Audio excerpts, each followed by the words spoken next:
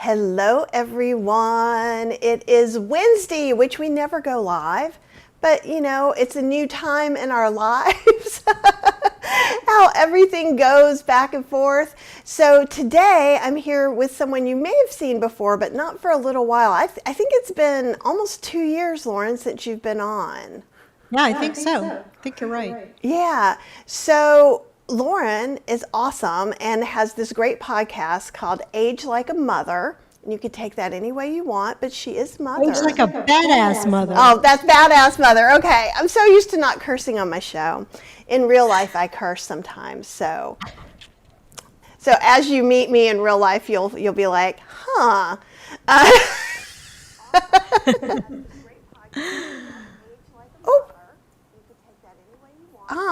Okay. Evidently, I had the show on my laptop because it started. I was like, why am I talking to myself? It's right there. Alrighty. Awesome. So, Lauren, why don't you introduce yourself and tell all the great things about you to the lovely peoples? Hello, lovely peoples.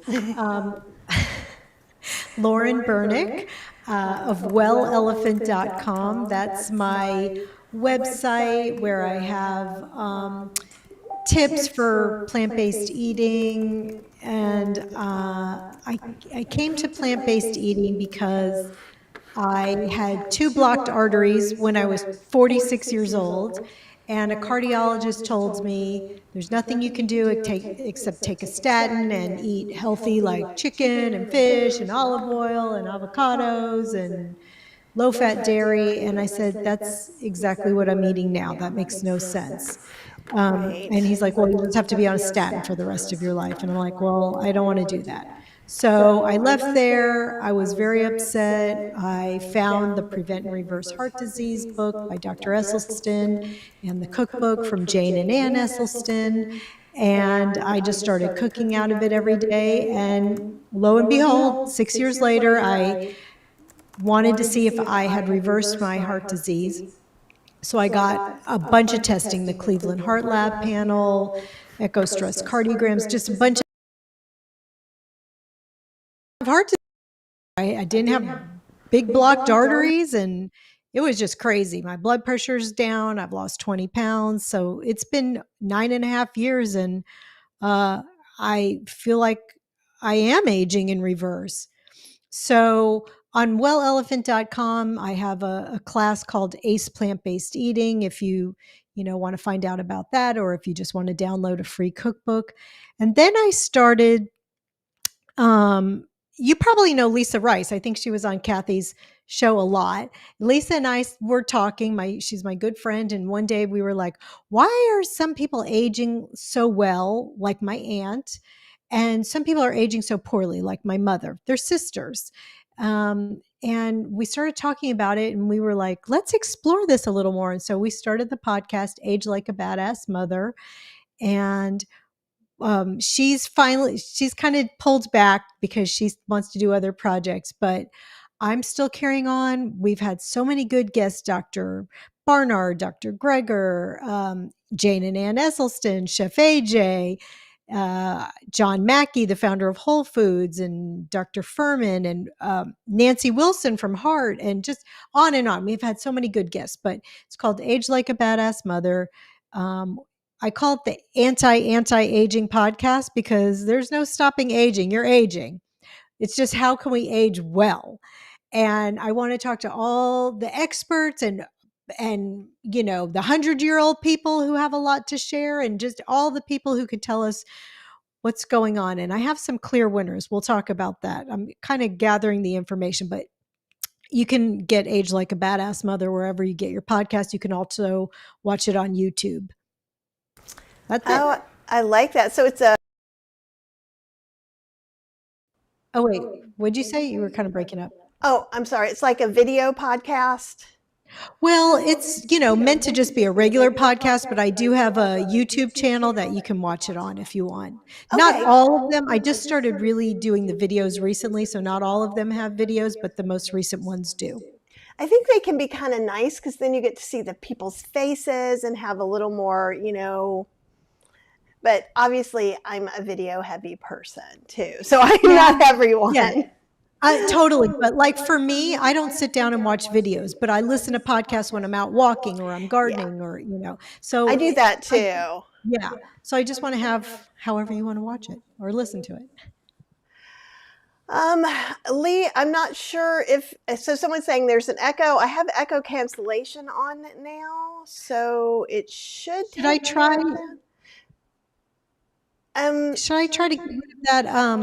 No, let me I'll go ahead and grab my my earbuds. Usually I don't have to do that when it's just me and one other person, but that's okay. Sometimes. I break all the rules. I'm always like running off camera to do something. Okay, everybody's having echo. And I'll take off echo cancellation. All right. Can you hear me? Yeah. That's tell me, everybody, if that's better, and we'll just do it this way, and that's perfectly fine. And I was going to say something. Yeah. Okay. I don't know. Someone said I already fixed it, so I don't know if that's when I clicked echo cancellation. But we're here now, and hopefully everything is lovely. And I think, I know. One of the things that you said, I find in the whole food plant-based community, so Lisa and I used to have like the real talks, like where we would be like, everyone says this, but we think that a lot. Right. And I kind of think like when you're like, well, you're going to age because everybody ages. And I think that sometimes there's this misconception in being healthier somehow makes you immortal. Right. Clearly, we're all going to die. Right. We're all one day closer, and that's okay. And because I see sometimes people, I'm trying to think of how I want to say this best. I haven't been controversial in a while. I think that sometimes it encourages risky behavior to think that your diet makes you bulletproof. Right. I think it like what you're saying, it improves so many things and it can change your life. And so I'm not saying any of that is not true. I think it is true. And even sometimes things that supposedly couldn't be curable, somehow in the mix of our wibbly wobbly bits, it kind of still makes things better when we're feeding it better food. But yeah, I think sometimes people are, well, I eat whole food plant-based, so I can go into the pit of disease and I will be fine. Yeah. And I'm I'd like to walk around that, please. Thank you. Yeah. I agree. I mean, I definitely think everybody should be whole food plant-based, but, let's be realistic. I also want to meet people where they are. So everybody should eat more fruits and vegetables. Start there. But, there's no downside to that. But yeah, we're all aging. I want to age as best as I can. Like I said, my motivation for this was watching my mom and her sister. My mom's sister is 89 years old. She runs her house on an iPad. She shops online. She goes out all the time. She's still living life at 89 years old. My mom is 81. She lives in assisted living. She has to get wheeled down to her meals in a wheelchair. She spends 22 hours a day in a recliner watching TV. And now she just had, she has COPD from smoking all the years and eating an Atkins diet, which is like keto. And now she probably has to be moved into a nursing home because even the assisted living isn't enough. And it's really sad. And I don't want to go down that road. Well, and who does, right? Nobody plans it. And it's interesting because some of the people who are sick now, I'm also snacking when I'm off camera, just so everybody knows why I might be chewing now, is that things that we know now we didn't know before. Like, remember, I know at least for my mom, smoking was recommended as for her stress. Yes. Like there is a time that smoking was prescribed by Yes. doctors. And that's not to say it was right, but it's one of the, like if heroin was popular right now and my doctor prescribed it, then I might be in a different path. And it's right. And so it's so crazy to see things like that. And I think for me, sometimes I get frustrated in that what was okay 5 years ago may not be as okay now. We're always constantly learning things. Yeah. And that I think it's also really easy for us to be like, oh, they smoked. They knew better. And No. of our generation, or maybe I'm probably older than you. I'm 59 Yeah. and a half. You're what? 59 and a half. Yeah, I'm 56. It's all the same at this point. And so I think around our age, we grew up learning that smoking was bad for you in school. Yeah. And so seeing parents or relatives or friends of theirs and things like that. Oh, yeah, that's true too, Boomer. And beyond, Angela says, I remember doctors sitting in front of me discussing my health while smoking cigarettes. Oh my God. Hi, Angela. No, you know what?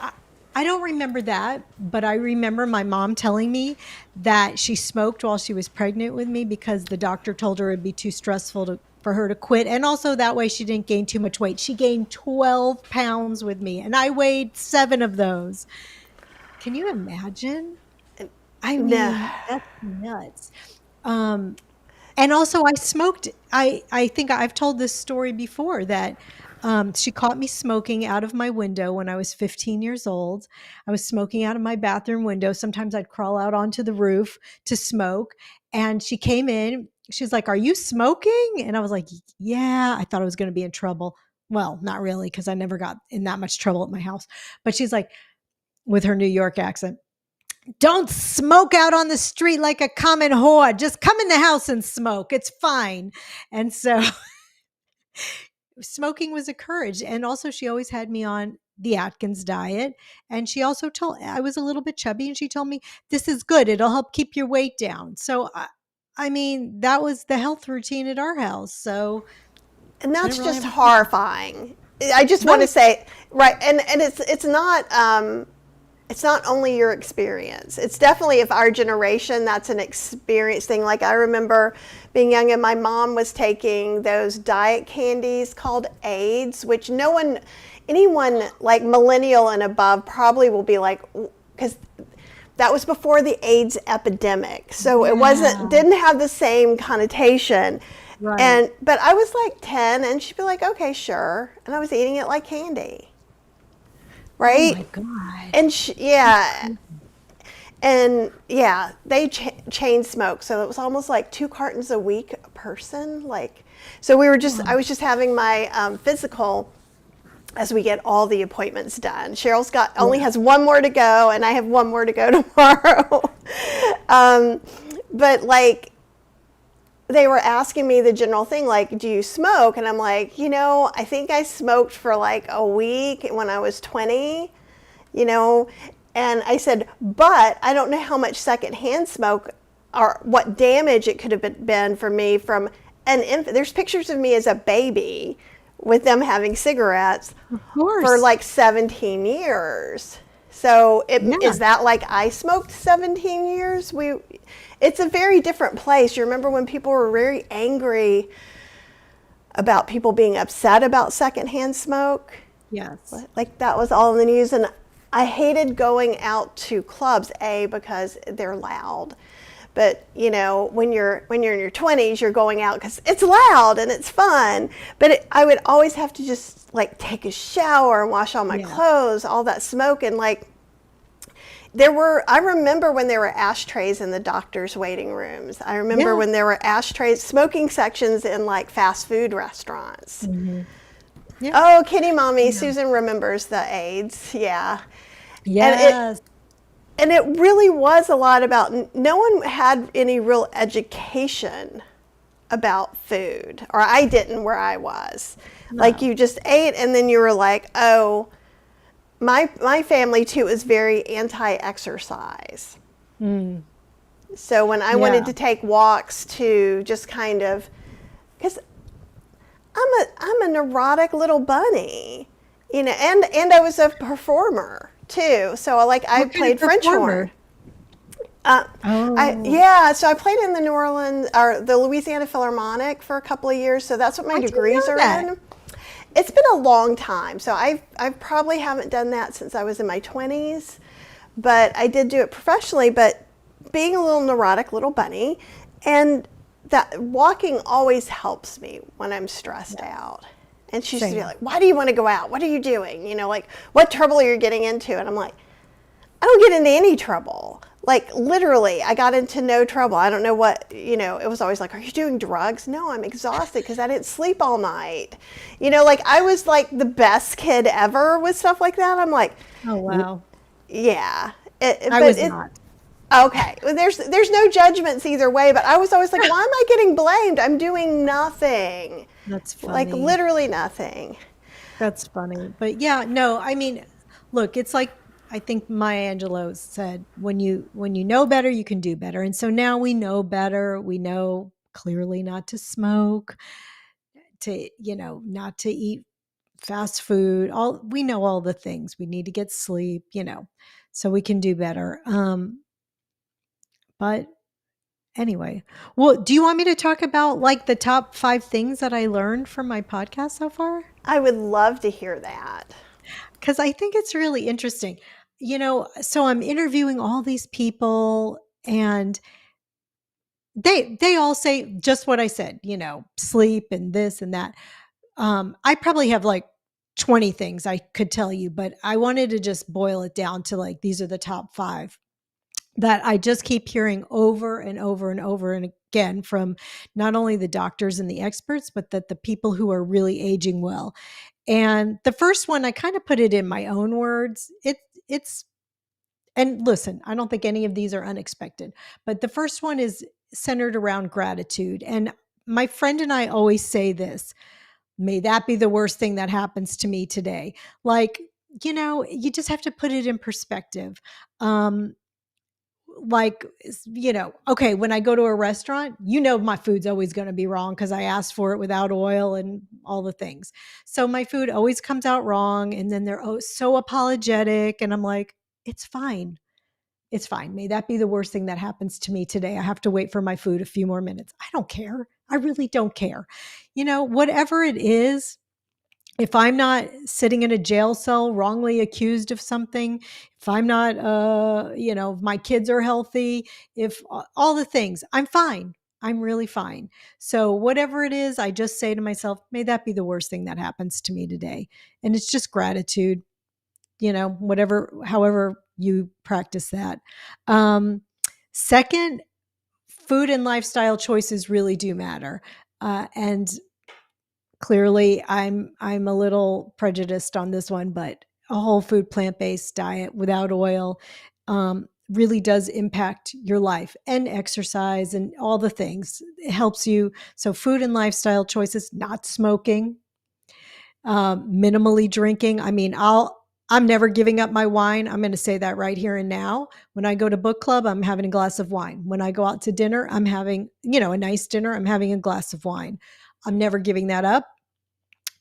John Mackey, the founder of Whole Foods, when he was on, he said that he has like an app on his Apple Watch that tracks his sleeping. And he noticed that every time he had alcohol, he got a poor night's sleep. And he was laughing because he's like, I tested it dozens of times because I didn't want it to be true. I didn't want to give up alcohol. And he hasn't given it up in that he says, look, if I'm going to celebrate something and I want to do it, I'll have a glass of wine. But I'm not doing it all the time. So, food and lifestyle choices do impact your health. I don't think that that's a surprise. Number 3, advocate for yourself. Comes up all the time. People who have been diagnosed with something, and then the doctor's like, kind of like I did with my heart disease. The doctor's like, well, you have to just eat chicken and fish and take a statin. And that didn't sound right for me. And so I advocated for myself and I figured it out. You have to advocate for yourself. I had had 2 or 3 people on who had stage 4 cancer years ago, 10, 12 years ago, and the doctors weren't handling it the way they wanted them to handle it. And they took matters into their own hands, and they didn't accept everything the doctor said as this is how it is. And they advocated for themselves. And here they are alive today. Um, and it's not just with your health, it's anything, a job, with a partner.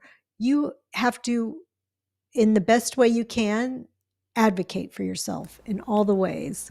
But all those things are so important. Okay, I'm going to come over here so everybody can see me talking to you too. I like what you're saying so much that I just have to jump in. Like the first one, kind of that whole gratitude, appreciation, it's huge. Because with a lot of, Cheryl and I are, reorganizing after her layoff. Our dog is not doing well. We have some other stuff going on. But I have noticed, even when we're just really not in a really great place, if we notice these beautiful things, because there's so many gifts that seem to come in, kind of like you're saying, oh, if that's the worst thing that happens, because I'm all about the worst thing that happens too, but I'm also trying to then go, someone mentioned someone in the health marketplace who could help us, because we've never navigated the marketplace. I bought my own insurance long before it existed. And we have this magical gift who actually is top in her field, who wouldn't take anyone unless they were recommended by someone, who's magically doing all the stuff for us now and next month.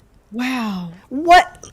And, so part of me, and I'm going to be clear, part of me is like, man, health insurance, man, why didn't we have more time? So what I'm trying to do, it's okay to say that, and I said it, and I got it out. So I am not about toxic positivity either, that, right. Oh, I cut my finger off, now I won't need to find that glove. Or, we don't need to do that either.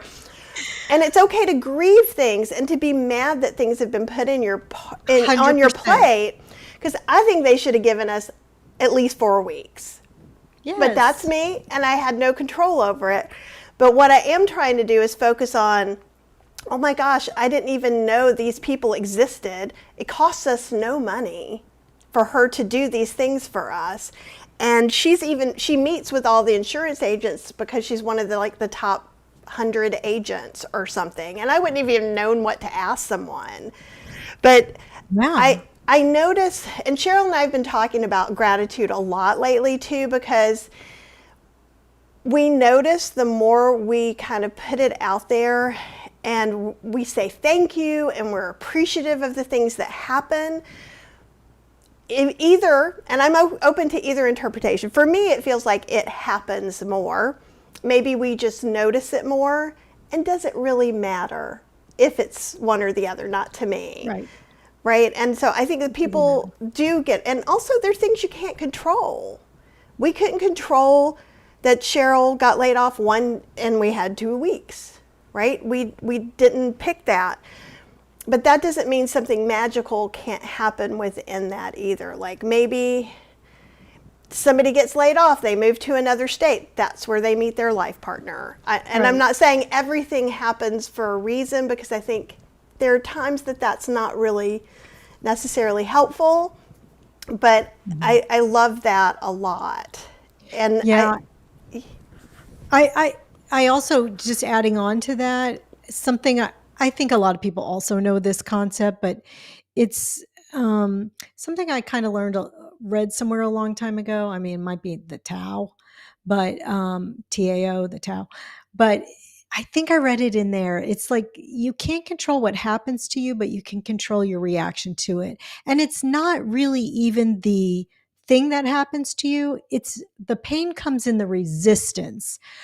So when you accept what happens to you and whatever you have to do, grieve it or whatever it is to move on, then you can move on.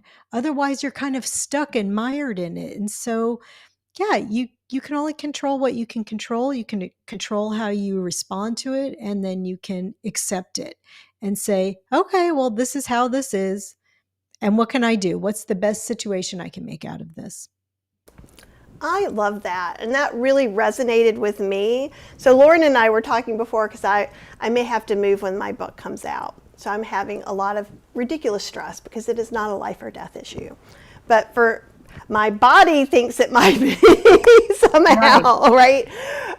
So I like the way that really resonated and kind of calmed me down for me being in this kind of space. And I also want to be real clear too, when I'm talking about gratitude and looking for, I just think there's a lot of things that happen that we don't always notice that are good. I can tell you right now, if someone says something crappy in the comments, that knocks out 15 good comments. I will think of that more than the other, and I think that's the same in life. And you had used a different word for number 3, but what came to me was boundaries. And what was the advocate? Yeah. Advocate. I was talking about advocating, boundaries. Yeah, that's true. Because this year I've been working on the business and boundaries. And when you said advocate, and I agree, I think of advocate, maybe not everybody else, often in medical terms, like I'm going to advocate for my health. But sometimes you have to advocate for what you need to be healthy in your house or in your life.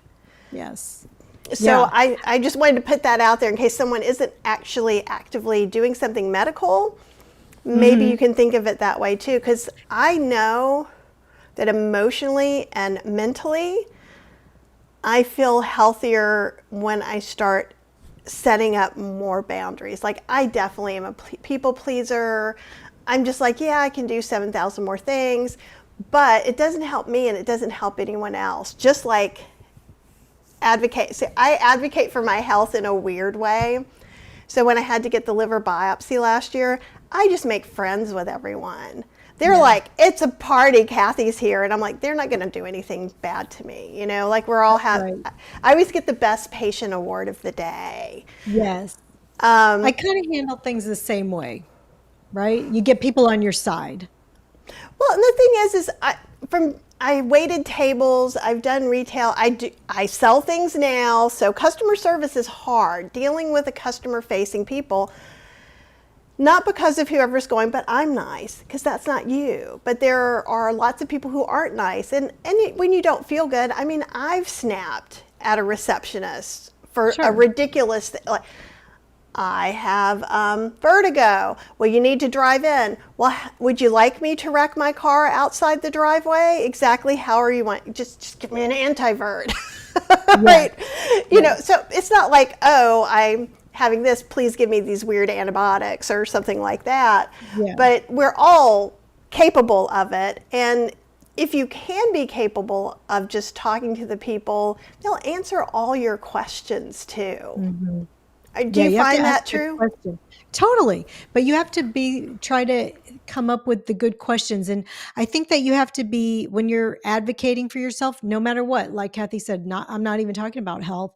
You have to keep getting clarity until you understand, because a lot of times people are just spouting off, information. Let's say you're buying a house and you don't understand the contracts or whatever. You just have to keep asking questions like, well, what does that mean? They're not going to think you're stupid, or who cares if they think you're stupid? You have the right to understand what is happening in your life to you, and just keep asking questions until, my mom's in the hospital right now. Kathy and I were talking about this, and I've had to ask a million questions like, what does that mean? And I don't understand. Can you re-explain that? And does that affect this? And so just keep asking questions. I mean, that isn't a medical advocacy thing, but even one of the guests on my podcast that I was talking about, who had stage 4 colon or rectal cancer, her name is Susie Savoy. She's an actor. So she advocated for her health, but she also advocated in her career because she was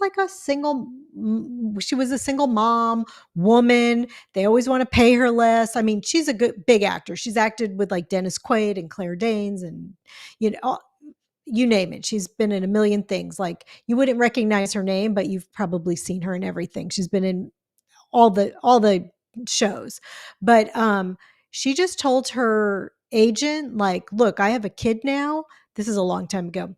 I have a kid now and I can't work for scale anymore. I need double or triple. And her agent was like, that's never going to happen. And she's like, just try. And then if they say no, just say, oh, okay, she was kidding. She'll work for it. Whatever. And sure enough, nobody batted an eye. And then the agent started asking for double and triple for all the other women at the agency. So she advocated for herself in her career and she got what she wanted. It's amazing. It really is amazing what can happen when you ask and you're honest. There's a story when we bought this house. So this house, we've been here about 13 years. It's in North Durham, and we have a well and a septic tank. So I didn't know about what do you have to do for a well before you buy a house. And we had a realtor who was, I'm trying to think of a nice non-cursy way to say it, stupid. And he would just, why I say stupid is that not just uneducated, but he would not ask, he goes, oh, the county's going to come and take the water and you'll get something in the mail. Like just lying. No, nobody's going to do that. Nobody does that. So I called a guy who worked on wells, and I'm like, hello, mister. I don't even have a well yet. I'm looking at this house, so I may never use you. So if you don't want to talk to me, that's okay. And he's like, oh, sweetheart, let's just do this. And he was the night, oh my God, he told me everything I needed to do. I wrote down where I needed to take things, exactly what needed to happen. And you know what? He's been our well guy this whole time. And he actually even put the business to a relative. We will never leave them. We will always recommend them because again, I was mad about the realtor, but found this gem of a person who could help me because I asked. And I think sometimes as women, we've been kind of like, oh, don't ask so many questions. Oh, you're getting ahead of yourself. Oh, and I think it's okay to ask. And a doctor I had before this would just say, oh, you have X, or oh, your liver numbers are high. Would never say what that really meant. And I didn't ask.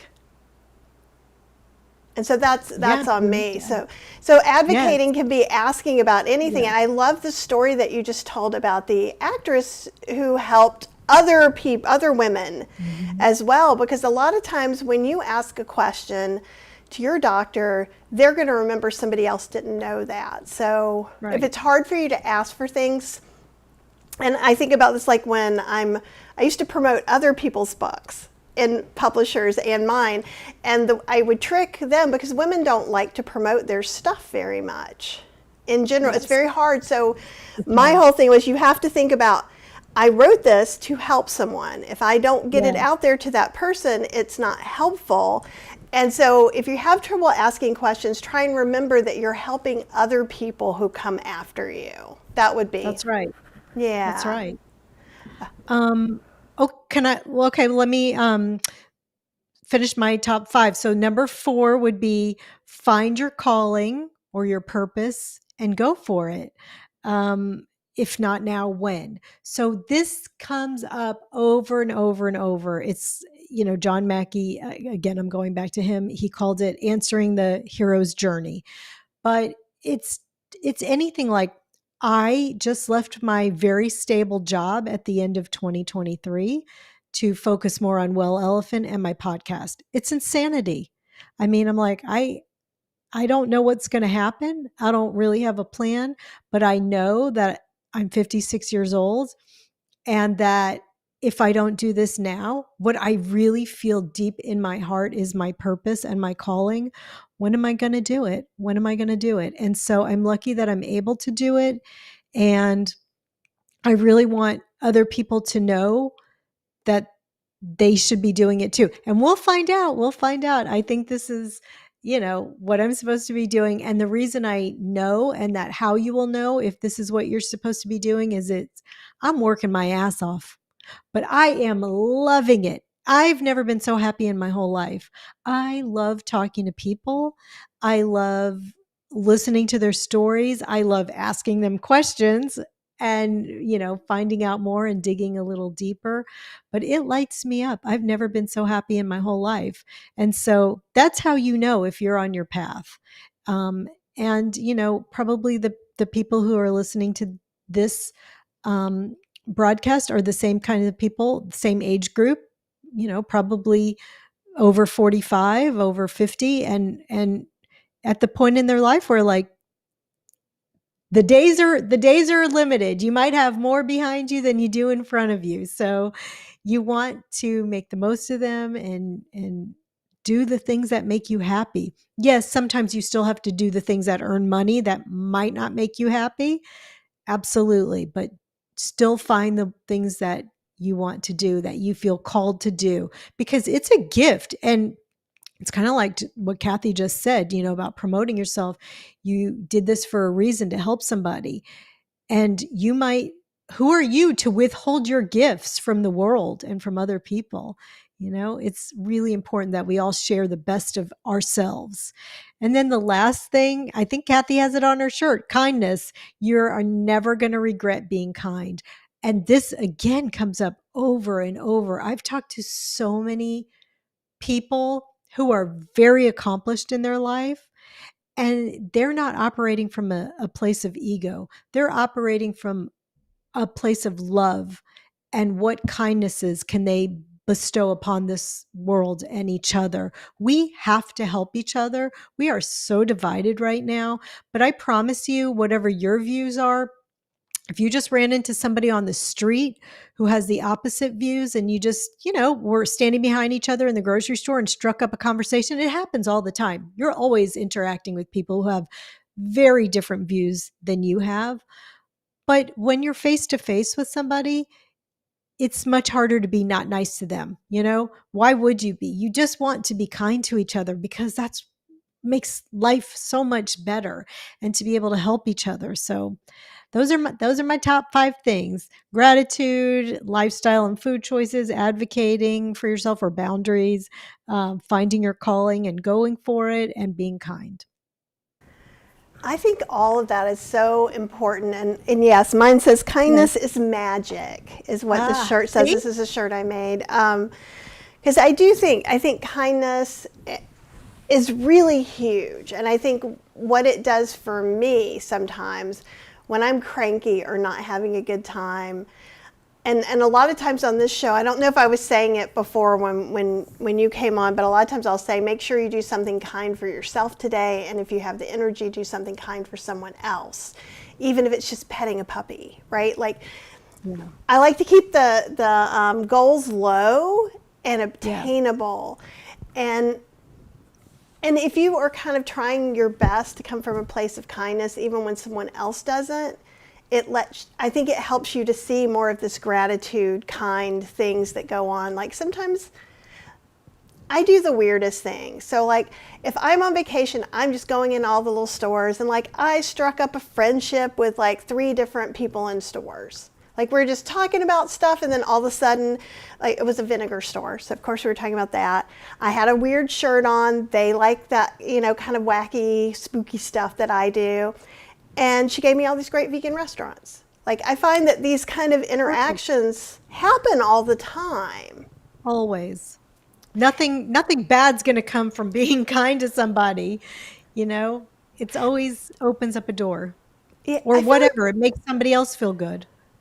Right. And even when I was younger, I felt like, and I'm from the South, so we smile at people. So like actually when I take a walk down my street, we wave at cars and cars wave at us. So that's a thing.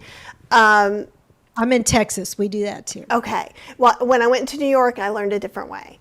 I did okay in Missouri, but I had someone almost follow me home. So I was like, oh, I get it now. I understand why you can't do this. But it's just like, I'm used to smiling at someone, especially if it's someone that I feel might feel out of place or whatever, and things like that. I was like, hello. Yes. It costs me nothing. And so I've had some people argue, oh, well, when I was a cashier, that would have made a difference. Yes, it would. Yes. It wouldn't have changed your whole life. It wouldn't have gotten you a new job. It wouldn't.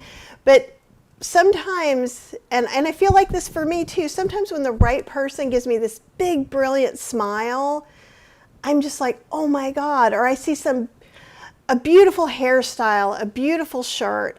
I'm the person who's going to go, oh my God, that's amazing. Thank Yes. you. Because it costs so little, it makes them feel better. And then they know, oh, when I wear these fun shirts, it can affect something. So you can do Yeah. it with a choice, right? Yeah, absolutely. Yeah. It's been quite a good lesson. I mean, I I think you and I always have been doing these things, especially the kindness, but it's a good reminder. It really is. We're just here to help each other. And we were talking about this reminded me of our latest podcast. It's so much fun right now. Her name is Candace Thomas, and she has this thing called Your Vitality Personality. I think, yes, you go to yourvitalitypersonality.com, you take the quiz. It tells you if you're operating from your highest self or your ego driven self.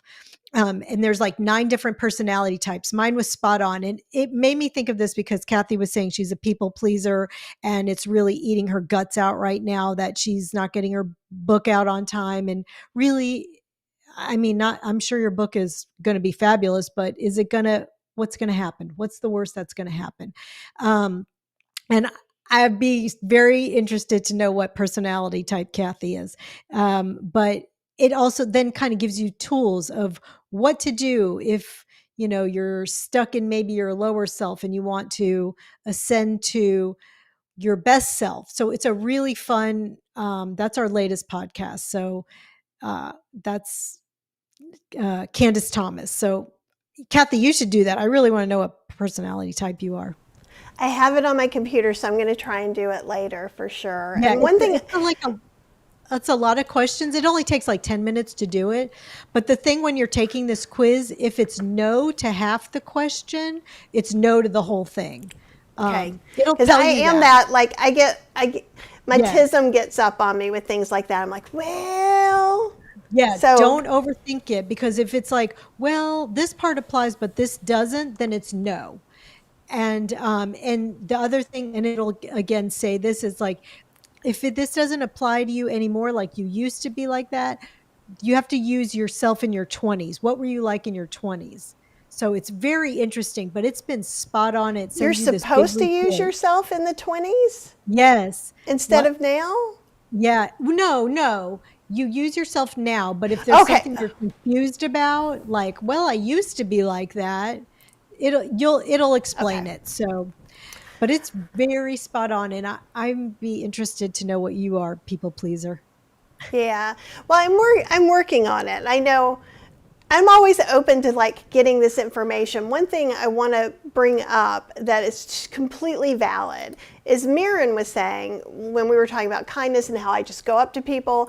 I can't do that sort of thing. Too much trauma from people has made me super wary, and I just want to support you in that and wherever you are. And by me telling what I do, because that's something I've always been kind of shy and introverted, but that's one way that I've always been a little more outgoing, and it works for me. But that it could even just be you liking something by clicking a heart on the internet. I mean, you should do it how it feels right for you. And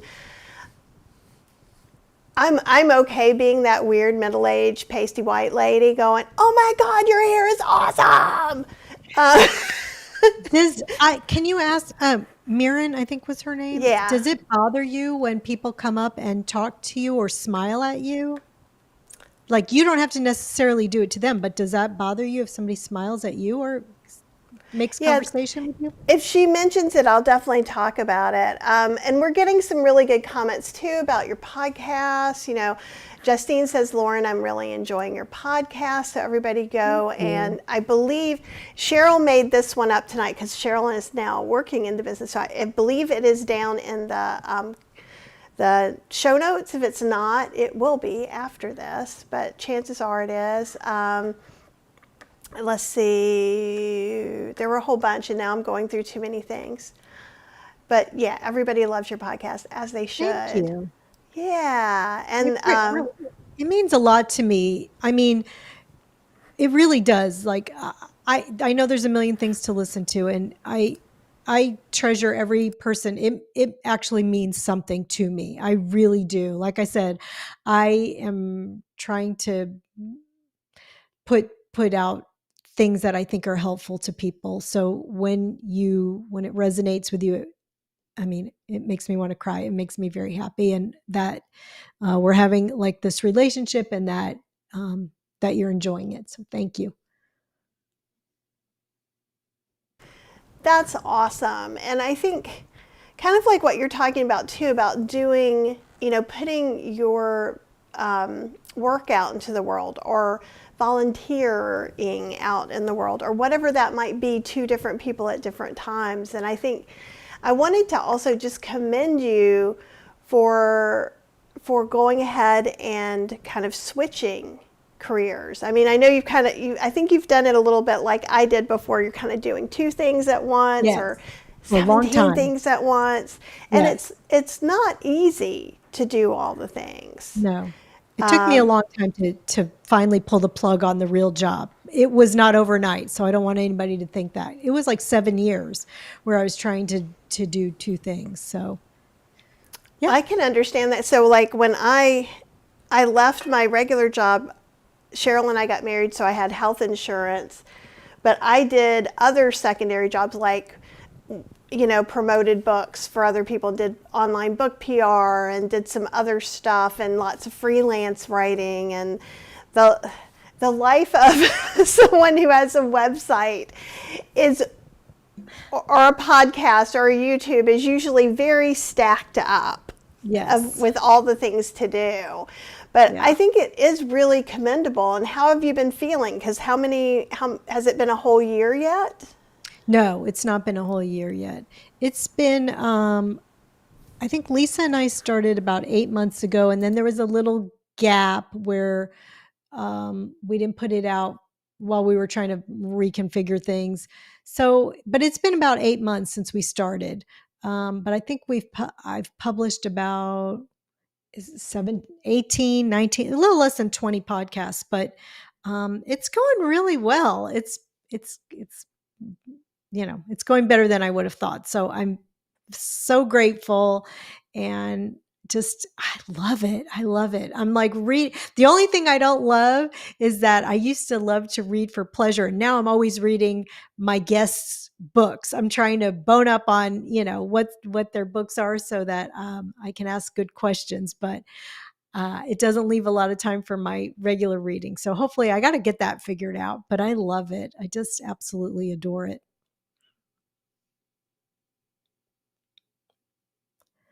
You caught me typing. I'm putting, Cheryl did not put it in, so I put it in the chat, and I'm putting it in the notes.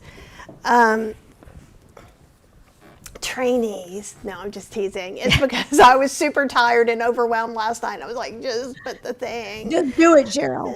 Exactly. But now everybody can watch it. It's, and it is, where is it?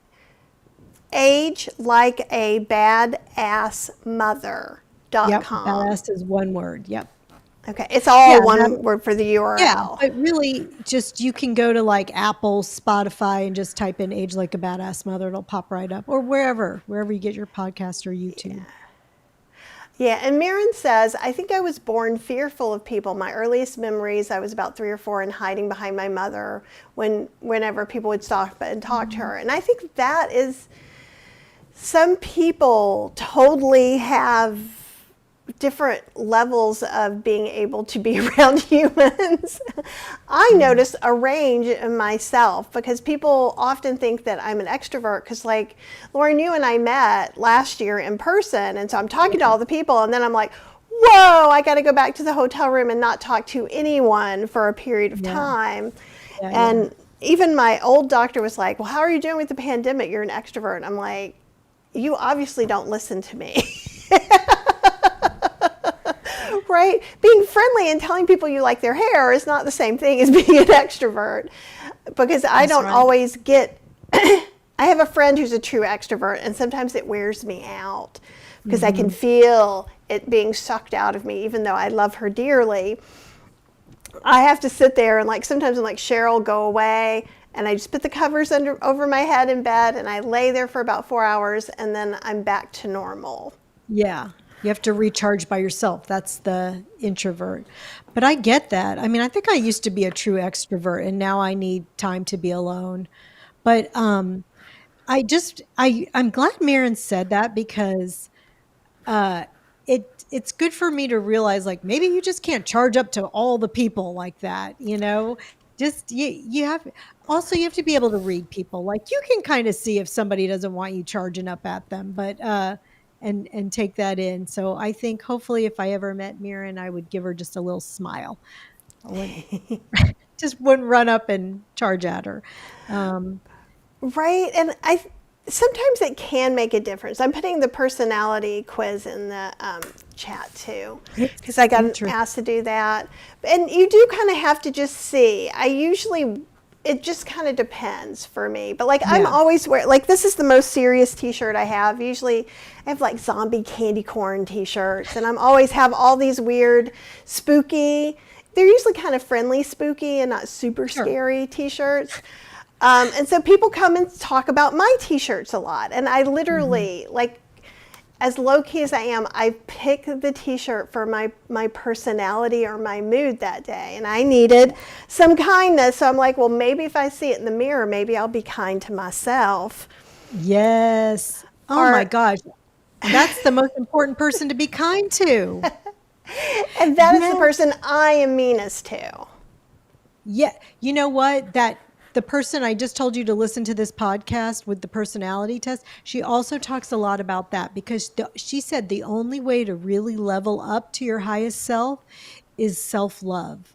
And that's probably something we all need to work on. And she gave some really good exercises about that. So that's the hardest one. You have to be nice to yourself. When I say be kind, it's not just the person in the grocery store. It's also to yourself. And Maren, you give yourself a hug. You might not want people hugging up on you, but you hug yourself.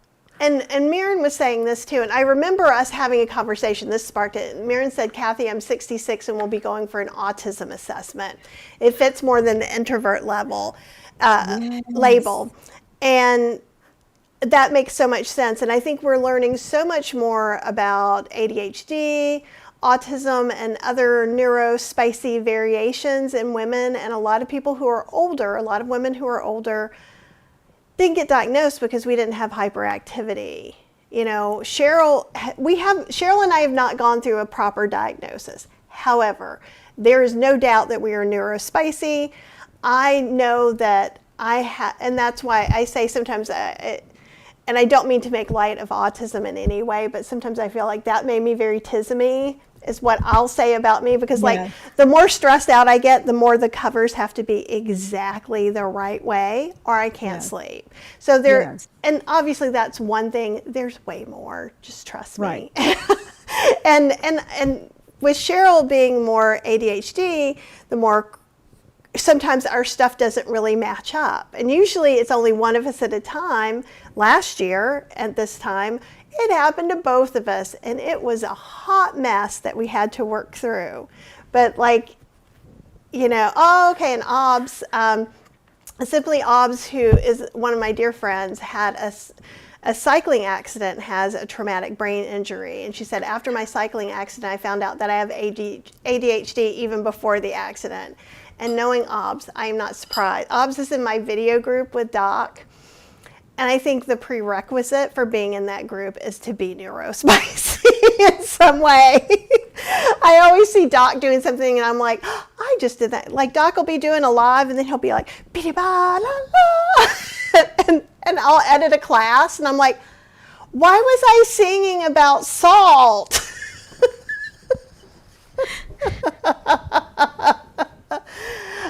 And Maren says, I was diagnosed with ADHD 12 years ago, and back then autism wasn't mentioned because at the time you couldn't be diagnosed with both. Now you can be, especially in women, absolutely. Yeah.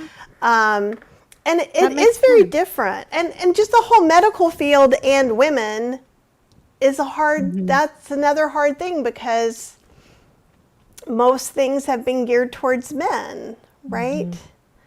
Yeah. And again, it's advocating for yourself, just like, hey, I need this test. I need to know what's going on with me. I know you don't want to give it to me for whatever reason, but I want it. What's the harm? You know, so. It is very interesting because I went to a business workshop in July and I brought Cheryl.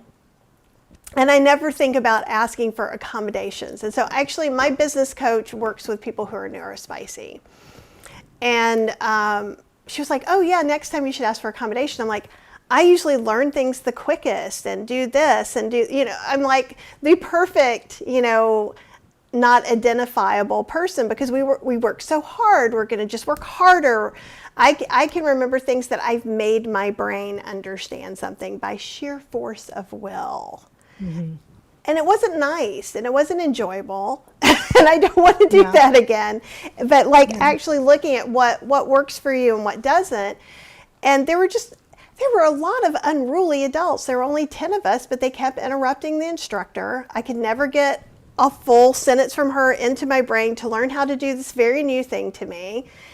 And I had to, the next day I brought earplugs, and then I had my AirPods where I could put music because they were talking so loud I could hear them through the air, and it was just, and I never really thought about, and this goes to what you're saying too, about saying, oh, I need this to stop happening. Instead, my first reaction as a human being was, a not always nice to myself human being, was they must already have gotten it and I'm just slow.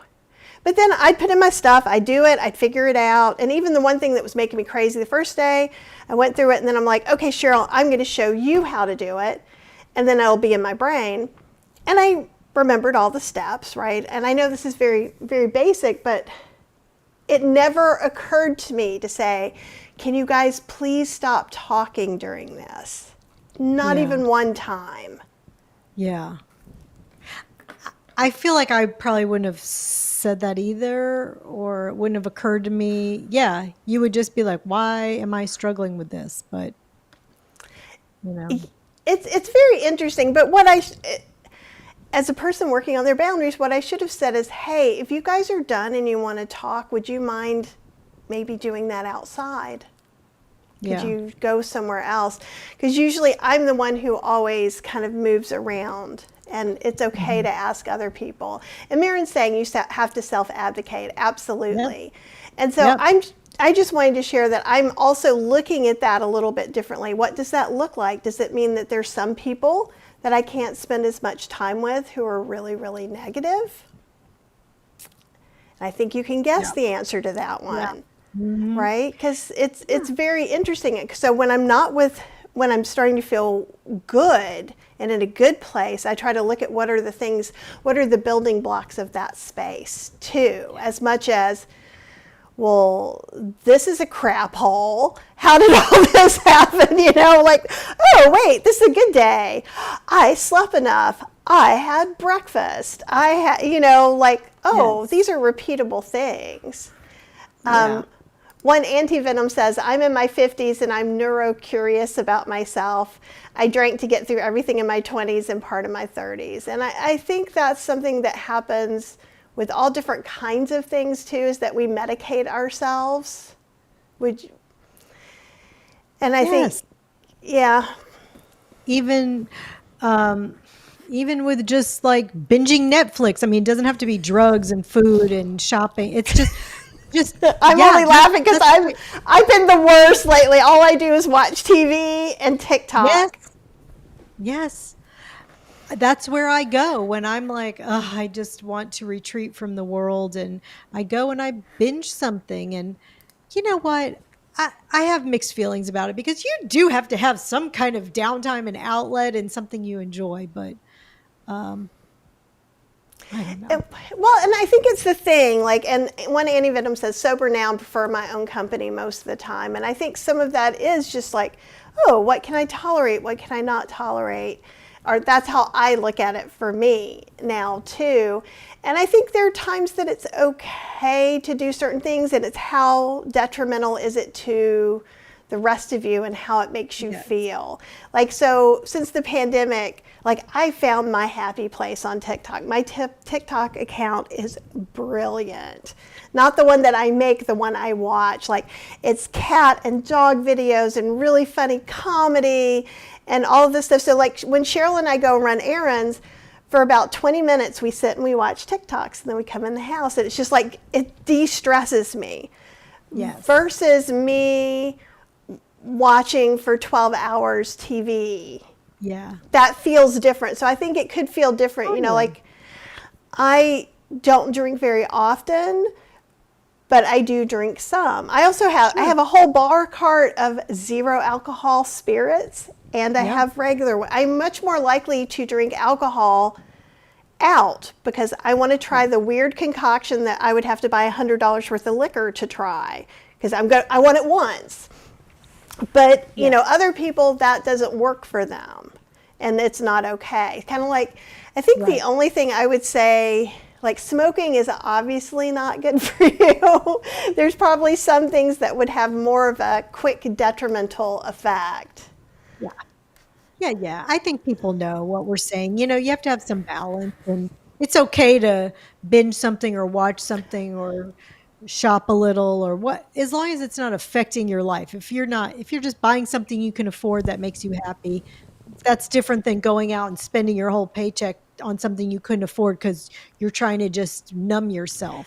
I mean, you understand what you have to know, what is healthy and what is not, what's just making you happy and giving you a little joy versus interfering in your life. I think you know if your life is working or not.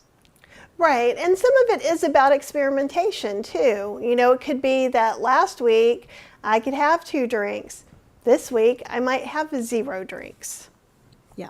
You know, and I try to check in, but there are times, you know, like, I'm totally overwhelmed right now. And Doc, my video coach, hates the word overwhelmed because he was in the service and he's seen wars, and he's like, we aren't overwhelmed. We have a house, we are this. But with my emotions, it's when I feel like I'm about to shut down. That's when I use the word overwhelmed. And you just kind of have to check in and see what you can do, what can help you. And I think all 5 things that you talked about today are part of that, really. Even like when you're saying doing something that's meaningful, having meaningful work, if you don't have meaningful work, do meaningful volunteer. You know, I just found out because at the Animal Communicator, Fergus told us that he would like a sibling cat in a while. And he gave us some parameters. But he said, I don't want you just bringing one home. I want to try it out because I know if you bring somebody home, you're keeping them no matter what. Yeah. And so I've been looking around, and this is one of my ways to not be fully present, is to kind of have another task to do, but something that's kind of useful. And so I found that there is one place where we can kind of check out a cat for a week. We have to pay a fairly sizable deposit that's okay. You get some, you know, I'm all for that. Let's keep the animals safe. But that way I can kind of know that in 2 months I could try that cat out. So that's much better use of my time than going and looking on Amazon at all the things that are on sale for the kitchen, which would be my other thing to do. Yeah. Oh, that's funny. He wants a cat. Right? Because we were like, would you like a sibling? And he's like, yes. He wants a girl cat. That's so funny. Yeah. It was a very interesting thing. So those of you who don't believe in animal communicators, I feel you. This one worked really well for us. Really well. And actually Cheryl did a really long live on Monday, if you want to go back and watch it. She was totally like, this is way too woo-woo. And I'm like, let's just try. And she knew some stuff she couldn't have known, even just about our house. Wow. Yeah, but That's one so cool. anti-venom is saying to Mirren, if you haven't watched Cheryl yesterday, you should. She talked about quitting smoking every Monday until it stuck. So Cheryl used to smoke, even when we were together, and Oh, wow. yeah, and I was like, for Valentine's Day, you need to quit smoking. Yeah. So there you go, and she did, and she's much more cranky about smokers than I am. That's funny. Yeah. How long has it been since she quit? Oh gosh, it's been so long. 14 or 15 years, maybe Oh, even that's a long time. 16. Enough time that her lungs should be doing really, really Clear. well. Oh, that's Yeah. so nice. Yeah. Mirren's saying cats are not generally solitary animals. We've had two cats that were, and unfortunately they had to live together. Yeah. So that is one of the reasons I'm like, while we have you on here, let's talk to Fergus for a moment. That's so funny. Yeah. I have a 4-year-old dog now, Daisy, that we got after we had the like best 16-year-old dog in the world that we had to put down 4 years ago. And I always, the buttons that people like train their dogs to talk with the buttons. And I'm like, I'm never doing that with Daisy because all day long she'd be like, treat, ball, let's play. Come on, mom, ball, treat, ball, treat. I mean, she is all day, all day. I already know what she wants to say. Yeah. Well, they They, communicate so many things yes. with us. Like, we, Fergus the cat gives us a certain look when he wants cookies or a treat. Another look when he wants food. He does a certain Yes. thing when he wants to go on the deck. And so that's what makes it so hard when you're like, this is the time I need to know the details, Yeah. you know? Yeah. Yeah. And Yeah. so it was pretty cool. And yeah, I think one of the things is, again, you're kind of going back to advocating for yourself. In the situation of our dog being older, we were kind of looking at, well, what can we do? Because we can't make him stop aging. He already has some pretty serious issues. What can we do to know that we did the right thing, the best thing Yeah. that we can do? You know what? And that's the most important thing because it's really hard. Everybody who's ever had a pet knows it is highly traumatic when it's time to put that animal down, even though you're doing the kindest thing for them. And if it gives you peace, who cares how you arrived at that peace? It doesn't matter. You need that because I was sharing with Kathy before that the older dog that we had to put down, who was 16, I said, I really feel like I waited a month too long. And she was already kind of telling me the month before that she was kind of done, but then she'd have some good days. So you're like, oh, she's fine today. But at the very end, the day before we had to put her down, I was just like crying and snuggling her. And I'm like, just tell me what to do. And then the very next day, she lost all bodily function. Like she was throwing up, she was losing her bladder, her bowels, everything at once. And I was like, oh, wow, I really waited too long. This dog did not have a graceful exit like I wanted for her. And so that's all I'm saying is it's Yeah. super hard and it's might be a little better to err on the side of it's 2 weeks early. What's 2 weeks? I mean, Yeah. Well, and you know. especially when, like, Max is sleeping like 20 hours a day, and all Mhm. he wants some snackies. He wants his walkie, even though it's hard for him. It's warm today, so he's been able to go almost a mile, which is long for him right now. We're just trying to keep him, just let him do what he wants to do. And we're trying to make an appointment for next week. They're completely full, so they're trying to Mhm. work us in, and we'll know. And I'm sure my heart will break as soon as I know Yes, that. of But course. my heart will break even harder if he suffers at Yeah. all because I wasn't able to be the grown up. Mhm. Yes. Yeah. That's what I'm saying. It's Yeah. really hard, but you are doing the kind thing. Animals Yeah. are just so hard.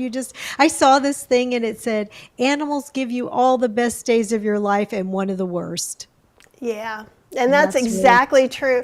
What's so funny is that for a while, Irma died, was it like 2017 or 2018? And she was like 19 years old. And she was the first animal I ever had to help cross over. And it was absolutely time. She told us the night before it would have been nice then. It was just obvious.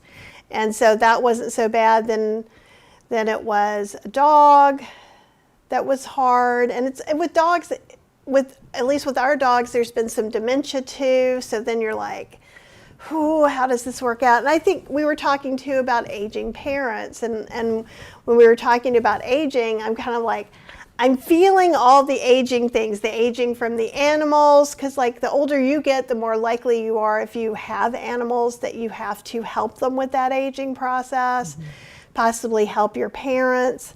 I don't even know if you guys know, but my parents passed. And my mom passed when I was 21, and my dad passed when I was 36. oh, wow. That's young. So, yeah.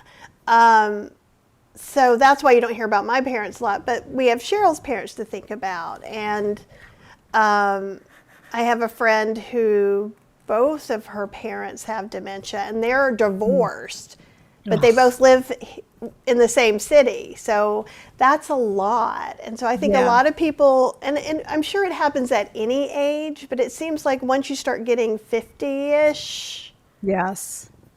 that Yeah. seems to be common. Yeah. My parents are both still alive and they're both having, and and they have a long time divorce, but yeah, so they're having separate issues too. So yeah, it's just the season of life. Yeah, it is weird. Lydia said I had someone come for her cat. She said for her cat afterwards. I had someone come at home when it was time to go. It was so hard, but I appreciate that he Yes. left at home. And I'm kind of laughing because Max's big thing is no one can come in the house. Like Oh. no, he's super protective. Like even good friends, we meet outside and we can all come in together. So, Yes. and we did ask how he wanted to. He wants to go there, and he doesn't want to have to wait very long. That's what he said. So, Wow. okay, That's then. really funny. He doesn't want anybody to come to the house. He knows he has it good with his two mommies, and he is not letting Yeah. anybody take that away. Like he can be other places. He goes to Top Dog and things like that, and he can be with other people with no problem. It's just around the house. Yeah. So, and it, let me go back. And who was it? Someone has buttons for their cats, and Buttons? I can't.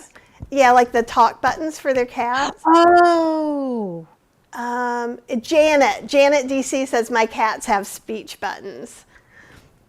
I want to know what they're saying. They're saying, what are they saying? Scratch my back. Leave me alone. Go get me a treat. Cats.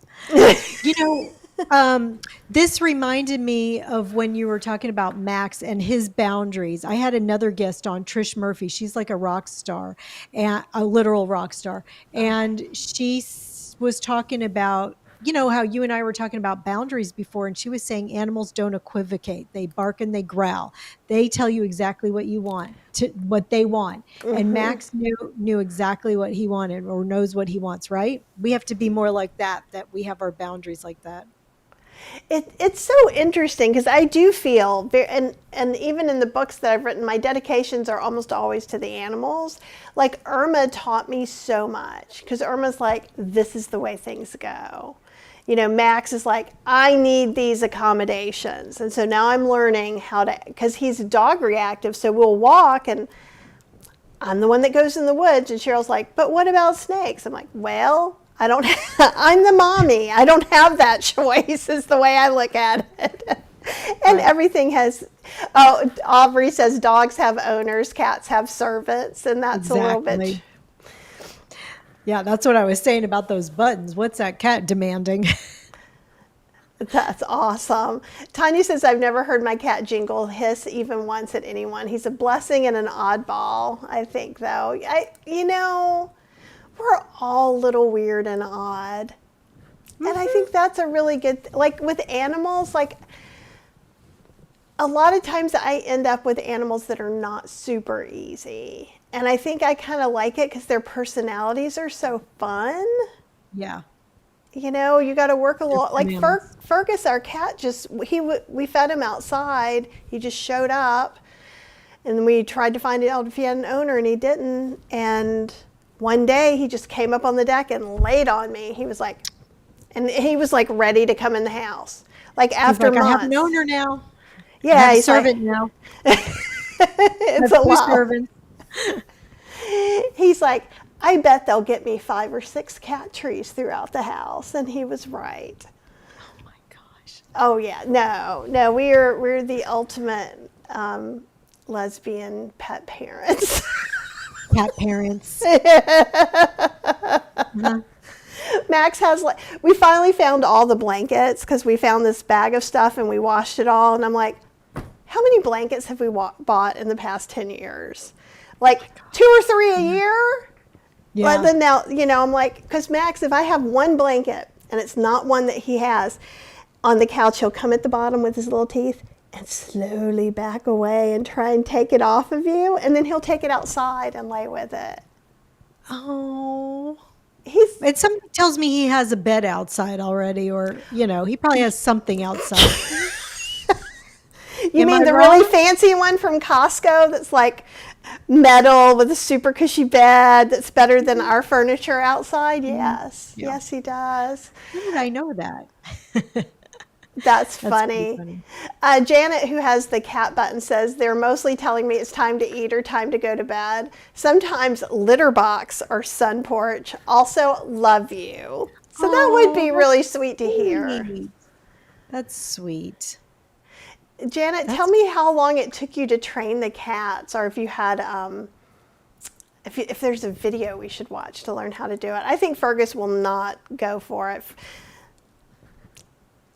Like I said, I don't need any buttons. My dog.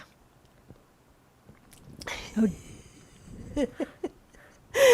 That's hilarious. Oh, that's good that they can tell you when they don't feel well.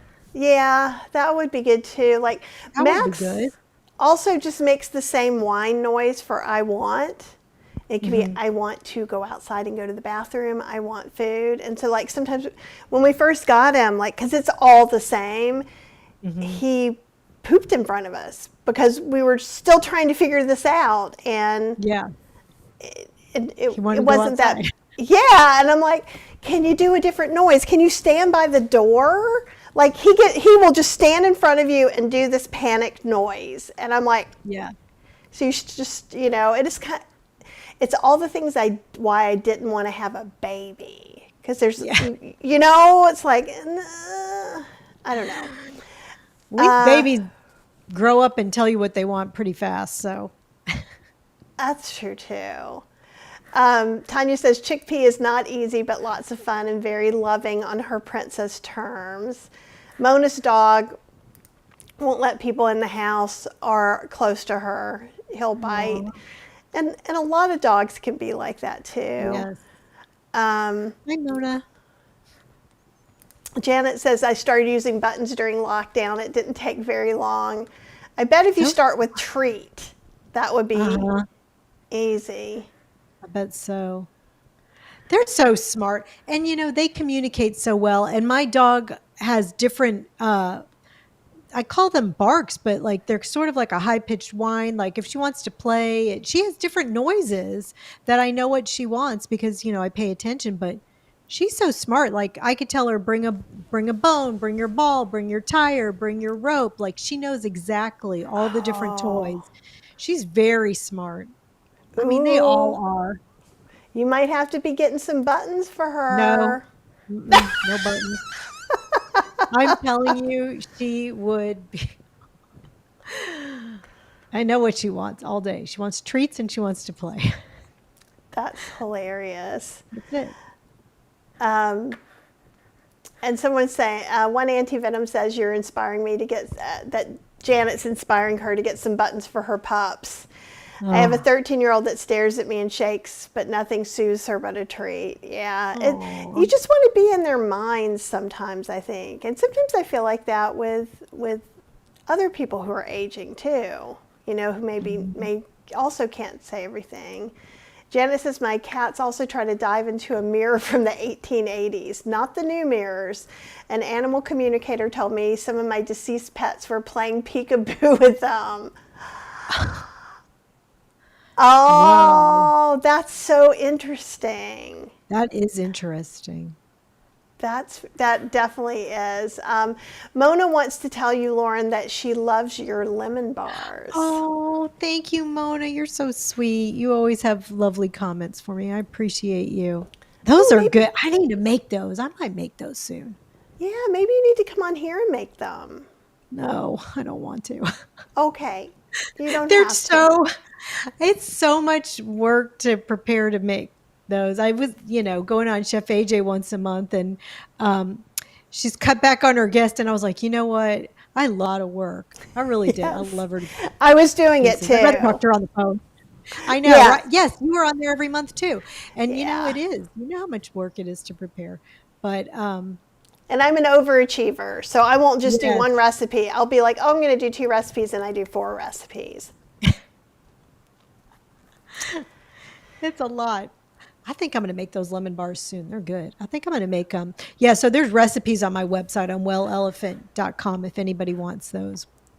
Oh, you guys should go and check that out. Yeah, good recipes. And I'm going to make something I made on Chef AJ's. I think I made, it was like a copycat of the Panda Express orange chicken, and I made it with like tofu and with cauliflower. I like to combine the two. I made 2 also. I'm like, well, I'll make it with tofu and then I'll make it with cauliflower. But I like to combine the two because it just makes it a little healthier to have it bulked up with cauliflower, but it makes it more yummy to have it with tofu.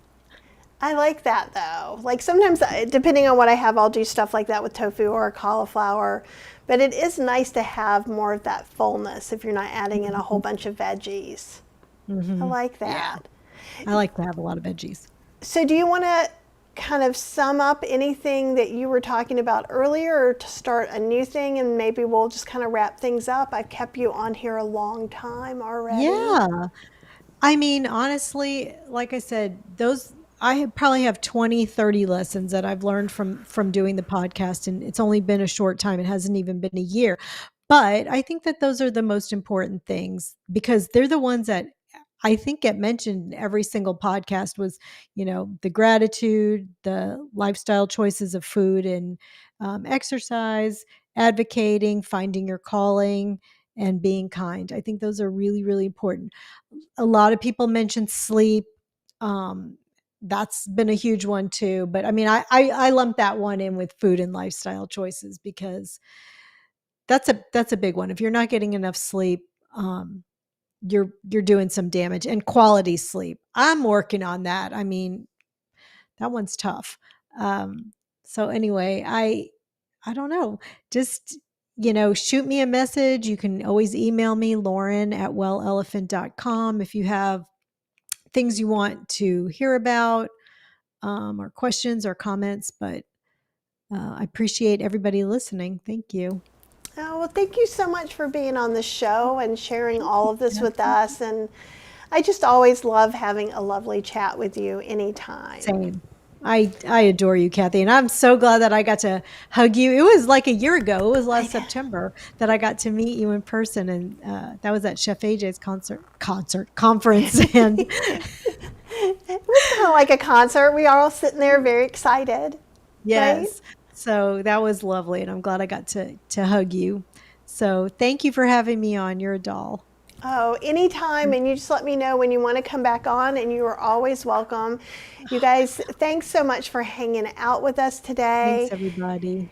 And I am going to be trying to be kind to myself. So to help support me in that, I need you guys to try and be kind to yourselves, or actually just be kind to yourself. Maybe no trying is needed on your side. You're worth. You're already lovable. You don't have to do anything. I needed to hear that, and thank you. And big Yes. hugs. I wish you were here so I could squeeze you, but Same. have a very best day. And you Same. guys just Say hi to enjoy your Cheryl. day. I will. I will. I think Okay. she's taking a little nap. And you guys have the very best day. Be kind to yourself, and if you can, be kind to one other